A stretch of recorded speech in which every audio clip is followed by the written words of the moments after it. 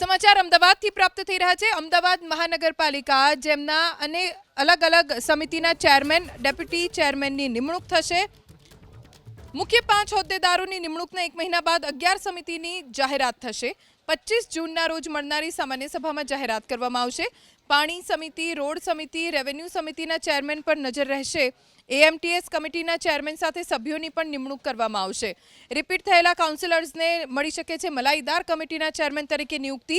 ઘાટલોડિયા વોર્ડના પ્રવીણ પટેલ, જોધપુર વોર્ડના ભાગ્યેશ પટેલ રેસમાં, વિરાટનગર વોર્ડના મુકેશ પટેલને પણ મહત્વની જવાબદારી મળી શકે છે।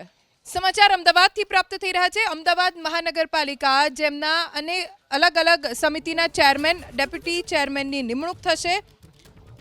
મુખ્ય 5 હોદ્દેદારોની નિમણૂકના 1 મહિના બાદ 11 સમિતિની જાહેરાત થશે। 25 જૂનના રોજ મળનારી સામાન્ય સભામાં જાહેરાત કરવામાં આવશે। પાણી સમિતિ, રોડ સમિતિ, રેવન્યુ સમિતિના ચેરમેન પર નજર રહેશે। એએમટીએસ કમિટીના ચેરમેન સાથે સભ્યોની પણ નિમણૂક કરવામાં આવશે।